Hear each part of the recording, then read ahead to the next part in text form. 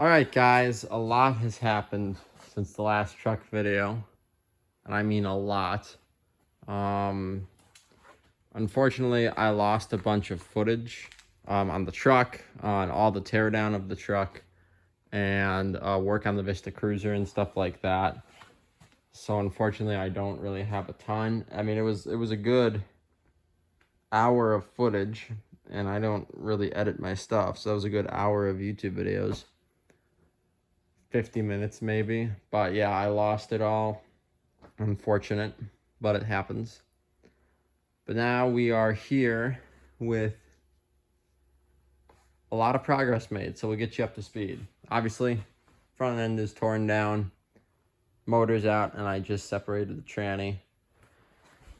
You can see the clutch is not the hottest, and the throw out bearing is more like a throw up bearing. It's pretty well worn. I'm surprised that throw-out bearing wasn't making noise, but probably 100,000 mile throw-out bearing. Everything on this motor, to my knowledge, has never been pulled, and the more I pull into it, the more I'd say, no, nothing has been pulled. So this is all how it came from the factory. A lot of worn bushings, a lot of worn stuff like that. And it's kind of nice to be working on an unmolested vehicle like this, because for someone like me, I can put it together looking original. In this case, looking original instead of perfectly original. Trying to remember what I talked about in the old videos. Oh, this frame is really, really good. I know it's a Swiss cheese frame. It's not the best, but it's really clean. Like, look at these body mounts are perfect. And I could, if I wanted to, grind all the rivets down on all three mounts if they're just going to go to shape and swap them with that. But I think it's actually going to be less work to weld in the new patches that I ordered. And this will probably help me sell the frame. And I compared it to a Chevrolet Chevette, like a mint condition 20,000 mile Chevy Chevette, Vega, Pinto, something like that. AMZ Gremlin. Even though the Gremlin has a pretty large following now. Pretty large for what it is. Not like a Corvette, but it's pretty large for what the Gremlin is. So this, I compared the frame of this truck kind of like a mint condition, crappy, mid to late 70s economy American car. It's not the best thing Ford ever built, because of the Swiss cheese frame.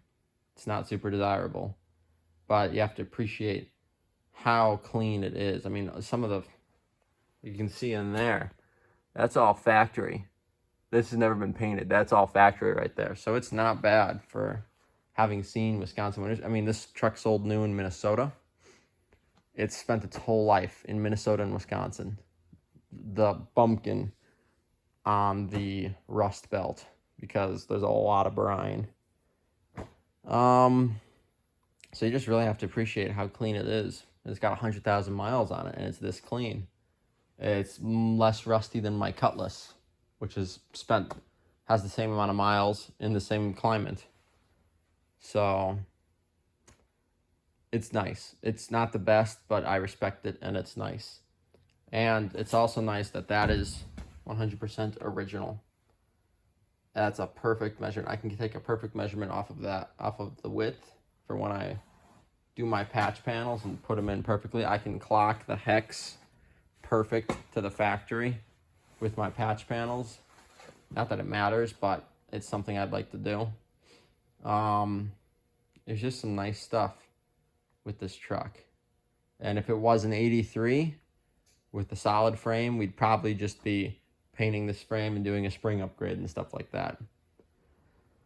But unfortunately, that Swiss cheese frame, I've heard some good stuff. They last a long time. I've heard some bad stuff. I just don't want to risk it. I want this truck to last, which is why we're going with this frame. Yeah, it's going well. I did have to cut this power steering line because it was seized in. And unfortunately, it's a really bizarre power steering fitting.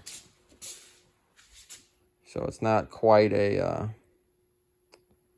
the normal bump tube fitting. It's like a flush mounted O-ring. It's a little strange.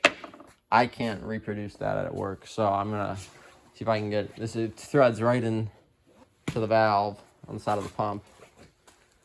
So we're gonna see if I could get a different valve with a newer style, and then I can make a new line at work. Or I can take that and braze something together and make it work if I have to. But I'd rather just see if I can find a new valve and make something look seamless in factory, but have it be actually findable and replaceable. Yeah, that's about it. I'm building some little wooden caddies or cradles to hold the engine and the transmission for now. This motor is not going on a build stand because I've heard some of these castings of the big six, so even the ones they built back in the 60s, not so much the ones they built up into the 90s.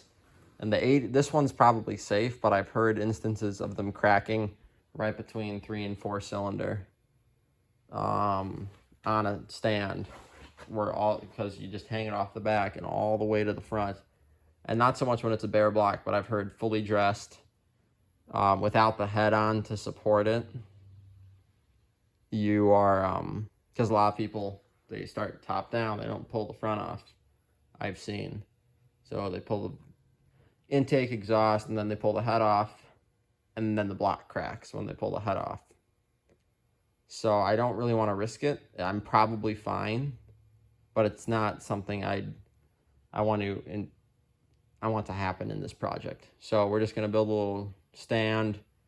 We'll tear it down to pretty much nothing on that stand. Then when we get it down to almost a bare block, maybe the rotating assembly, me and a friend will pick it up, set it on this, when it will be clean, countertop, and tear it down the rest of the way, and then off to the machine shop it goes. And then I'm still figuring out a paint scheme for the engine. It's going to be mostly original Ford blue, but I want to incorporate some white, maybe some red. Keep the accessories pretty much, and then I want to polish up all the aluminum components. All the bare metal components, I want to polish them and then clear over them and make it look really nice. The starter, I want to make the starter look brand new because it's in really good shape. The starter is in really good shape. So yeah, just stuff like that is what I want to get done. Transmission, same thing. Really get it nice and clean. Shine it up good. And then stick her back in the truck. And I got to pull that cross member too, because there's no cross member for this tranny currently. So, yeah, I'm going to keep building those stands. And for a run stand, we're going to put a new mild to spicy cam in this motor. And for the run stand, we're just going to run it on the frame with whatever we want on it. No cab, probably no transmission. We'll just slap a bell housing on there. So we can, not even a clutch. I just want to be able to see the main seal if I can. See if that leaks as we break it in. But yeah, that's the plan. But that's a long ways away. We're a long ways from breaking in this motor. So I'm gonna keep tearing stuff down. We're gonna build these 2 cradles, and then we're gonna keep stripping. Maybe get the entire front clip off of this truck, and maybe start taking out the rest of the interior. We'll see. See how far I get. And I do have the new press. Here it is. It's a big boy. Just under 6 feet tall. I have not cleaned up this plate to see what it's rated for, but it is made in the USA. I don't even know who makes it. Manufactured by something or other. No, I'll clean that up too, and we'll show you guys what that's all about. But here's the new air over jack. And it works great. So I just have to figure out, well, I don't have to figure it out. I just have to, I want this dryer. I want this air pump to last. So we're going to get another one of these cheap little dryers, stick it in there. We're going to put another shutoff valve here, just in case, something bad happens. Then another dryer and then a coupler. Then we can hook that up. And I'd like to get a foot pedal down here. Replace this hand pedal this hand button for the air pump.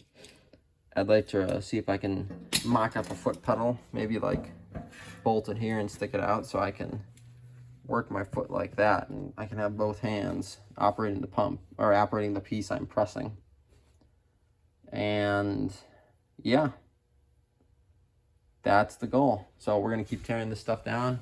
We'll probably swing back to you guys once the little cradle is built for the engine and we're setting her down. And yeah, we'll go from there. This is officially the crappiest thing I have ever built. Like, what a piece of crap this is. Looks terrible.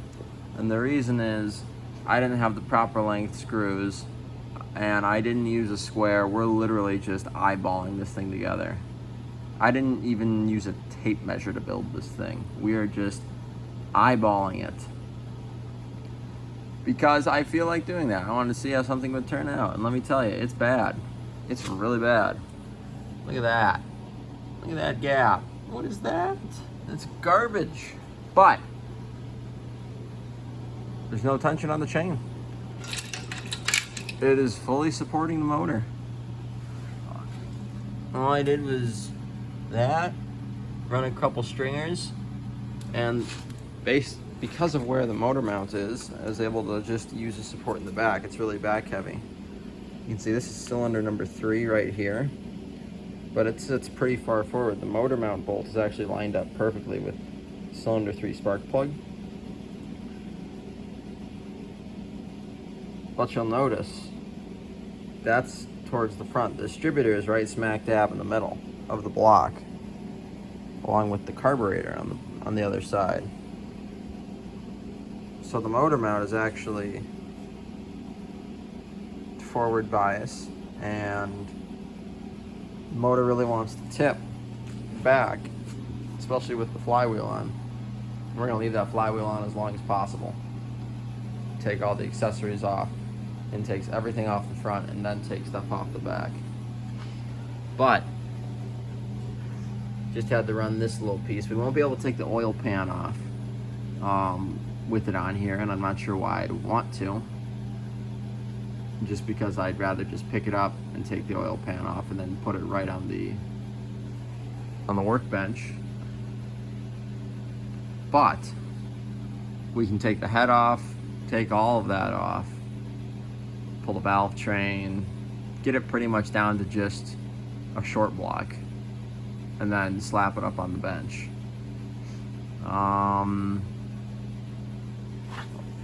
The way this wood works is it's just screwed in, and it just sits in that wedge right there. It's wedged between the flywheel and the oil pan, but it's not like high stress. It's not even resting on the lip. I was sort of hoping it'd be thin enough to rest on that lip back there, but it's just sort of wedged itself. And I can pick up this motor and I can tip it forward quite a bit, and it plops right back down, so she's not going anywhere. And even if we shake it, even if we shake it back and forth, the thing is solid. Even if we shake it side to side, the thing is solid. So I'm very confident that we can just pick it up and set it down on this stand, this crappy stand that I built. But it works, and that's all that matters. And honestly, it's pretty solid. It's a pretty solid stand, despite its obvious flaws. But now I have to decide where to stick the beast.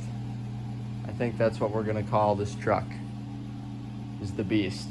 And that name is ironic, because it's got the smallest engines you could get in an F2 in the Ford pickup truck of this year, except for, I believe, the V6. I believe it was a 4.3 liter V6 that was even smaller. But this is the smallest engine you get in the F250 in 1980, and in 1985 I believe it was the smallest engine. So